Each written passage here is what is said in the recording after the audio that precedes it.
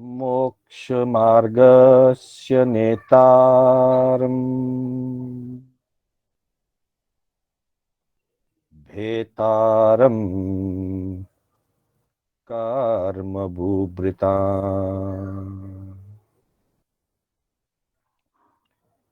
ज्ञातारम् विश्वतत्त्वानाम्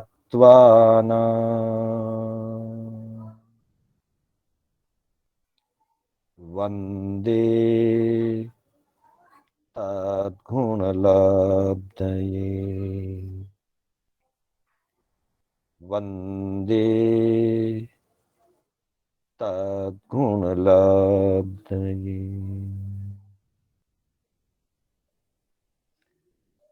अनंत उपकारी चरम तीर्थंकर श्रमण भगवान महावीर को वंदन। प्रभु की परंपरा में विचरण करने वाले परम उपकारी परम आदरणीय समस्त चारित्र आत्माओं को वंदन। धर्म प्रेमी बंधुओं, सुशील माताओं बहनों, श्री कर्नाटक जैन स्वाध्याय संघ बेंगलोर के तत्वावधान में आयोजित जिन वाणी सार की आज 52वीं कक्षा है। मैं शांतिलाल बोहरा आप सभी का हार्दिक स्वागत एवं अभिनंदन करता हूं। हमारी कक्षा अलग अलग आगमों के और धर्म ग्रंथों के सूत्र, श्लोक, गाथाएं, पद्य आदि विभिन्न माध्यमों का आधार लेकर के हमारी साधना कैसे निर्मल बने, हमारा जीवन कैसे उज्जवल बने और साथ ही हम जिनेश्वरों के द्वारा कथित और गणधरों के द्वारा गुंथित जो आचार्य परंपरा से हमें प्राप्त हुआ है, उस तत्व ज्ञान को कैसे समझें, उस पर श्रद्धा बढ़ाएं और हमारे जीवन में उसका सम्यक रूपेण आचरण कर सकें। इस लक्ष्य को लेकर के हम अलग अलग विषयों को, अलग अलग तथ्यों को समझने का, जानने का एक बहुत छोटा सा प्रयास कर रहे हैं। आगमों में और धर्म ग्रंथों में धर्म सिद्धांतों का बहुत ही विस्तार पूर्वक, बहुत ही गहराई से वर्णन हुआ है। उसके कुछ नमूने, उसके कुछ बिंदु हम इस कक्षा के माध्यम से प्राप्त करने का प्रयास करते हैं, ताकि हम अपनी रुचि को जगाकर आगे उन धर्म ग्रंथों का, उन विवेचन ग्रंथों का गहराई से अध्ययन कर सकें। अभी मात्र हम स्वाद को चखने जितना सा कार्य कर रहे हैं।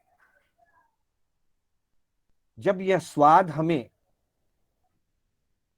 अच्छा लगे तो फिर उसे उन धर्म ग्रंथों के माध्यम से, आगमों के माध्यम से, विवेचन ग्रंथों के माध्यम से उसको विस्तार पूर्वक जान करके अपने ज्ञान, दर्शन, चारित्र की आराधना को और अधिक हम निर्मल बनाएं।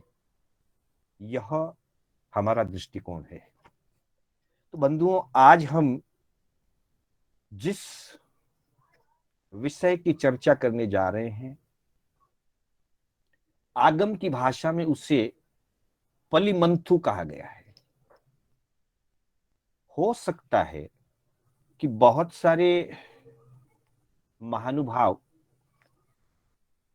पलिमंथु शब्द से परिचित ना हो। ये आगमिक शब्द है जो सामान्य व्यवहार में, सामान्य भाषा में प्रयोग नहीं होता है। पलिमंथु का एक सीधा सा अर्थ है वो अवस्था जो हमारी साधना को कमजोर करे, हमारी आराधना को जो खोखला बना दे, दोषपूर्ण कर दे, हमारी साधना में विराधना पैदा कर दे, उस अवस्था को, उन कारणों को और उस कारण को अपने जीवन में सेवन करने वाले साधक को पलिमंथु कहा जाता है। दोषी, सामान्य भाषा में कहे तो दोषी। प्रभु महावीर ने स्थानांक सूत्र के 6ठे ठाणे में 102वें सूत्र के अंतर्गत कल्प मर्यादा अर्थात साधना के 6 पलुमंथु बताए हैं। यह एक वर्गीकरण है। वैसे तो विभिन्न प्रकार के दोष धर्म आराधना के क्षेत्र में प्रमाद के कारण, स्वार्थ के कारण, मोह कर्म के उदय से लगने की संभावनाएं रहती है, पर किसी अपेक्षा से एक व्यवस्थित रूप देते हुए मुख्य रूप से ऐसे 6 कारण बताए हैं कि जिन कारणों के सेवन करने से अथवा अपने जीवन में उस प्रकार की दोषपूर्ण प्रवृत्ति करने से, प्रमाद युक्त प्रवृत्ति करने से साधक की साधना दूषित हो जाती है और उसकी साधना की गति और प्रगति या तो रुक जाती है या बहुत ही धीमी हो जाती है। ऐसा न हो, इसके लिए प्रभु ने इन 6 पलिमंथु कारणों को संयम के विघातक कहा है, साधना के विघातक कहा है कि ये साधना का घात करने वाले हैं, ये साधना को नष्ट करने वाले हैं, साधना को कमजोर करने वाले हैं। इसलिए साधक को इनका परिचय लेकर के, इनके स्वरूप को समझ करके और इनसे होने वाले अहित, इनसे होने वाले पतन को जान करके इनसे बचने का प्रयास करना चाहिए। तो सूत्रकार फरमाते हैं, 6 कप्पस्स पलिमंथु पन्नत्ता तंजहा कोकुइते संयमस्स पलिमंथु मोहरिय सच्च वयनस्स पलिमंथु चक्खु लोलुए इरिया वहियाए पलिमंथु तिंतिनिये एसना गोयरस्स पलिमंथु इच्छा लोभित्ते मोत्ती मग्गस्स पलिमंथु भिज्जा निदान करने मोक्ष मग्गस्स पलिमंथु सवत्थ भगवता अनिदानता पसत्था। स्थानांक सूत्र के अंतर्गत चरम तीर्थंकर परमात्मा महावीर ने यह सूत्र साधकों के लिए उनकी साधना को स्थिर बना सके और इस पलिमंथु वाली अवस्था से बच सके, इसके लिए यह सूत्र दिया है।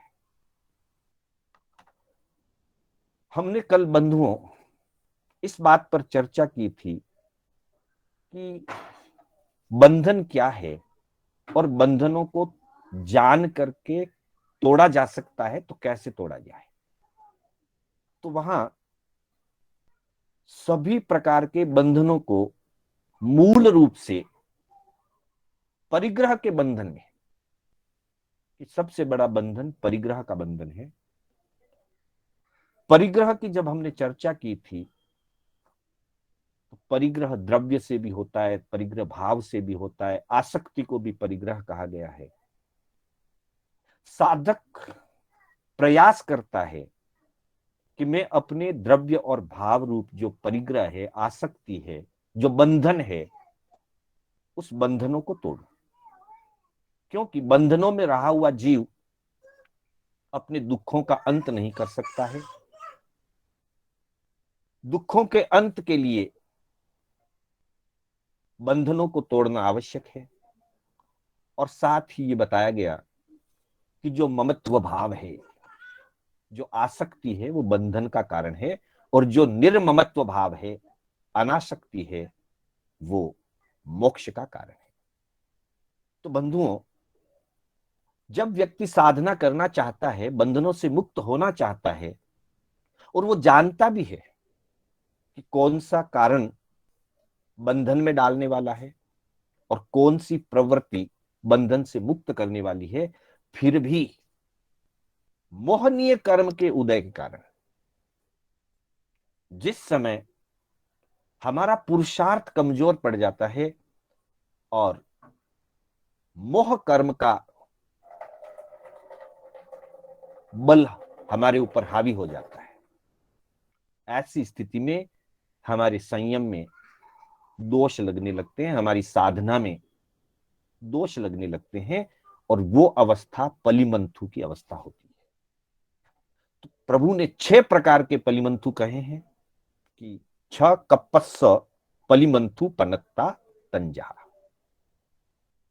कल्प मर्यादा के लिए अर्थात साधना के क्षेत्र में 6 प्रकार के पलिमंथु बताए हैं, जो इस प्रकार हैं। सबसे पहला पलिमंथु है कोकुइते। बंधुओं, साधना स्थिरता से होती है। जहां स्थिरता है वहां साधना फलित होती है, और जहां चंचलता है, चपलता है, वहां साधना फलित नहीं होती। कोकुचित या कौतकुच्च जिसको कहते हैं, वो मन की चंचलता और साथ ही काया की चंचलता, अर्थात व्यक्ति विभिन्न प्रकार के चेहरे बनाता है, किसी को हंसाता है, किसी को चिढ़ाता है, ये सारे कौतकुच्च के अंतर्गत आते हैं।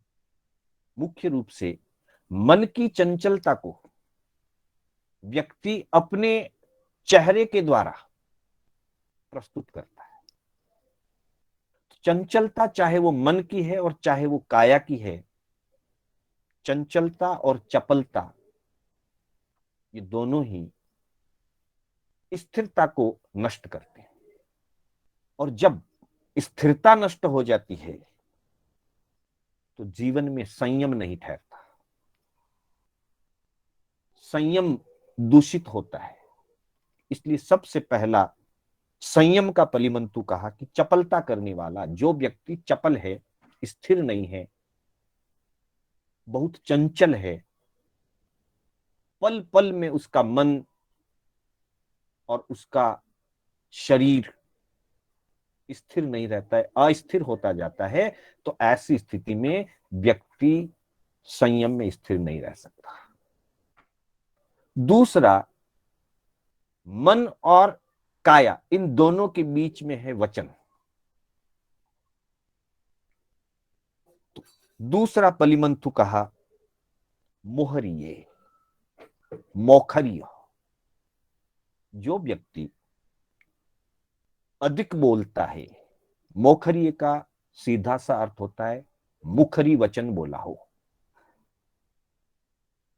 अर्थात जो ज्यादा बोलता है, जो आवश्यकता न होने पर भी बोलता है, बिना कारण बोलता है, व्यर्थ की बकवाद करता है, वह व्यक्ति सत्य वचन का पलुमंथु होता है। क्योंकि अधिक बोलने वाला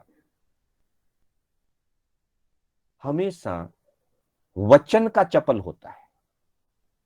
और वचन की चपलता से सत्य अनुव्रत और सत्य महाव्रत दूषित होते हैं। श्रावक के लिए कहा है कि श्रावक जी थोड़ा बोले, श्रावक जी काम पड़ियासु बोले, श्रावक जी सूत्र सिद्धांत के अनुरूप बोले, श्रावक जी मीठा बोले, श्रावक जी छेदकारी, भेदकारी, मर्मकारी, कठोर कटुवाणी नहीं बोले। ये सारी बातें जो श्रावक के वचन व्यवहार के लिए बताई गई है, वो इसीलिए बताई गई कि श्रावक का वचन व्यवहार अगर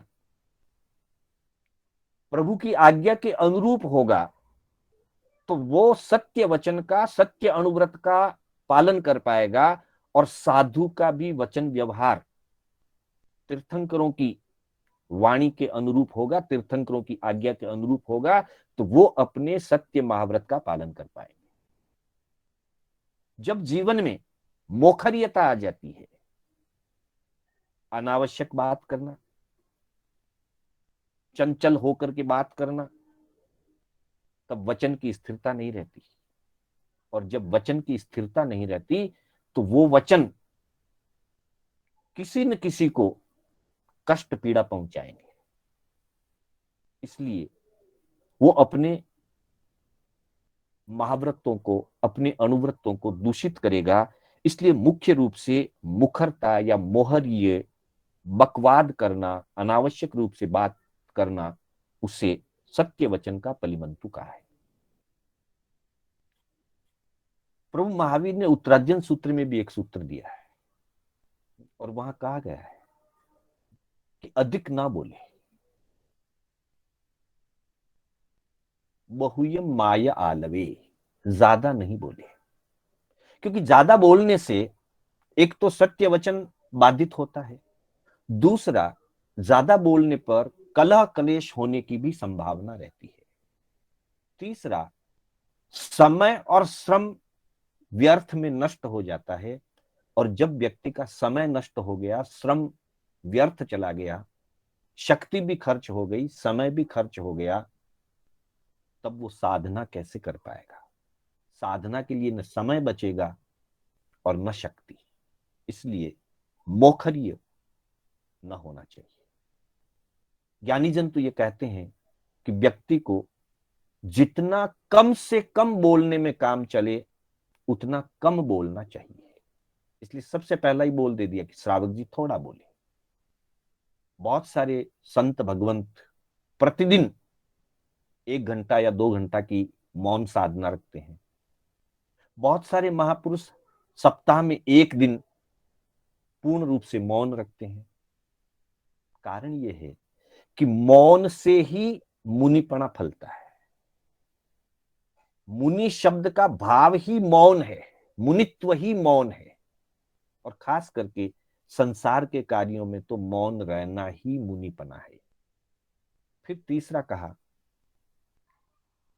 चक्षु लोलुए, इरिया वहियाए पलिमंथु। जिस व्यक्ति की चक्षु इंद्रिय स्थिर नहीं है, अर्थात जिसकी आंख में चंचलता ज्यादा है, चक्षु लोलुपता, इधर देखा उधर देखा, कौन आ रहा है, कौन जा रहा है, कौन क्या कर रहा है, रंग क्या है, रूप क्या है, ये सारा आंख की चंचलता है, चक्षु की चंचलता।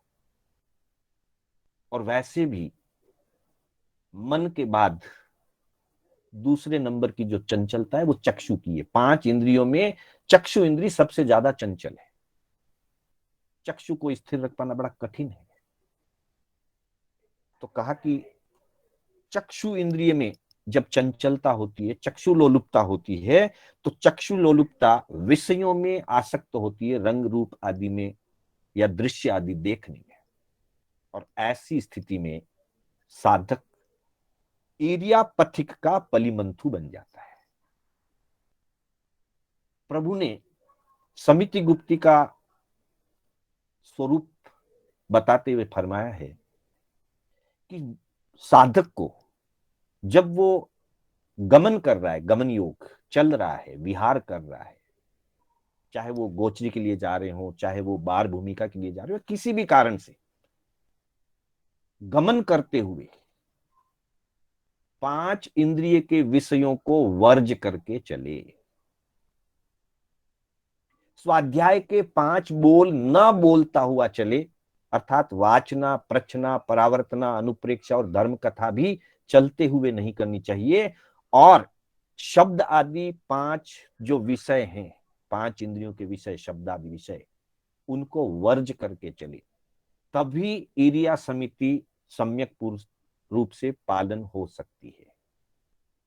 अन्यथा कोई व्यक्ति कुछ शब्दों में रस लेता हुआ चल रहा है, अथवा आंख से कोई दृश्य देखता हुआ चल रहा है, मुख्य रूप से तो आंख है, आंख से अगर इधर उधर देखता हुआ चल रहा है तो वह स्वयं के लिए भी घातक है, दुर्घटनाग्रस्त हो सकता है, दूसरे जीवों की विराधना करेगा, क्योंकि यतना उसकी बाधित होगी, और इस तरह से वो ईरिया पथिक का, अर्थात ईरिया समिति का पलिमंथु हो जाएगा।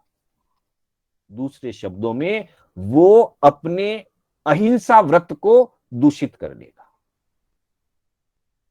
क्योंकि जब ईरिया समिति बाधित होती है तो यतना बाधित होती है, और यतना बाधित होने पर रास्ते में किसी जीव आदि का मर जाना या किसी जीव आदि को हमारे पांव से पीड़ा पहुंचना सहज ही संभव है। इसलिए चक्षु लोलुपता ईरिया समिति का पलिमंतु है। वो ईरिया समिति को दूषित करता है मुख्य रूप से, और उसके निमित्त अन्य व्रत भी दूषित होते हैं। फिर चौथा पलिमंतु बताया है तिनतिनीय, एषणा गोयरस पलिमंथु। जो व्यक्ति स्वभाव से चिड़चिड़ा है, हर बात में टिन टिन करता रहता है, किसी भी चीज में उसको संतुष्टि नहीं है। अब क्योंकि मुख्य रूप से ये मुनि की बात को लेकर के कहा है, तो मुनि ने बाकी सारी चीजों का तो त्याग कर दिया हुआ है, अन्य कोई अपेक्षा आशा मुनि के जीवन में है नहीं, लेकिन प्रतिदिन आहार की आवश्यकता तो होती है। गोचरी आदि के लिए जाने पर जो चिड़चिड़े स्वभाव वाला साधक होगा, वो एषणा समिति का, गोचरी का पलिमंतु हो जाएगा। क्योंकि प्रभु ने तो यह निर्देश दिया है, गोचरी में रूखा सूखा अंत प्रांत नीरस, जैसा भी भोजन आए, जैसा भी पिंड प्राप्त हो, आहार प्राप्त हो, उस आहार को समता भाव से, सहजता से ग्रहण कर ले। जो चिड़चिड़े स्वभाव का होगा, वो आहार में, आहार बहराने वाले में। मास्टर जी आवाज बंद हो गई। आ रही आवाज जी। चिड़चिड़े स्वभाव के कारण व्यक्ति आहार में प्राप्त वस्तुओं के अंदर और आहार बहराने वाले व्यक्ति के अंदर भिन्न भिन्न प्रकार के दोष देखेगा। आहार में भी दोष देखेगा और वस्तु में भी दोष देखेगा, उसके स्वाद आदि में दोष देखेगा, और आहार बहराने वाले व्यक्ति में भी दोष देखेगा। ऐसी स्थिति में चिड़चिड़े स्वभाव वाला व्यक्ति जो हमेशा तिन तिन करता रहता है, वो व्यक्ति, वो साधक एषणा समिति का पलिमंतु हो जाएगा। एक तरह से इसमें देखें तो भाषा समिति भी आ गई, ईरिया समिति भी आ गई, और एषणा समिति भी आ गई। मोखर्य वचन का, सत्य वचन का पलिमंतु है, अर्थात भाषा समिति को दूषित करेगा। चक्षुलोलुपता ईरिया समिति का पलिमंतु है, वो ईरिया समिति को दूषित करेगा। और तिनतिनक जो है वो एषणा समिति का पलिमंथु है, अर्थात वो एषणा समिति को दूषित करेगा। मास्टर जी आवाज नहीं आ रही। सर बाकी सबको आवाज आ रही है, आप अपने सिस्टम को रीचेक। सिस्टम चेक करो अपना। जी, तो बंधुओं इस तरह से हम देखते हैं कि दूसरा, तीसरा और चौथे नंबर का जो पलिमंतु बताया गया है वो क्रमशः इरिया समिति का, भाषा समिति का और एषणा समिति का पलिमंतु है। वो अपनी समितियों को दूषित कर लेता है, और जिसकी समिति गुप्ती दूषित हो जाती है उसका संयम दूषित हो जाता है। फिर 5वें नंबर पे कहा इच्छा लोभिक, अर्थात इच्छा लोभित्ते मोत्ती मग्गस्य पलिमंथु। कल हमने चर्चा की थी कि बंधन, मुख्य रूप से बंधन है वो परिग्रह है। परिग्रह के अंतर्गत बाकी के सारे पाप समाहित हो सकते हैं। तो यहां इच्छा लोभिक यानी कि जो परिग्रह की चाहना रखता है, जो अति लोभी है, वो निष्परिग्रह रूप मुक्ति मार्ग का पलिमंतु है। क्योंकि मुक्ति के मार्ग में निष्परिग्रही होना पहली शर्त है, पहली योग्यता है निष्परिग्रही।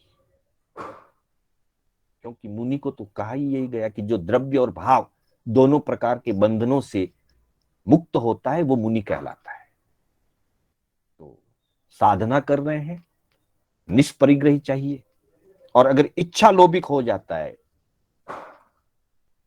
चाहे वो धर्मोपकरण के रूप में हो, चाहे वो आहार के प्रति हो, चाहे वो संघ व्यवस्था के प्रति हो, किसी भी रूप में जब इच्छाएं बढ़ जाती है, आसक्ति बढ़ जाती है, तो मुक्ति का मार्ग है निष्परिग्रह।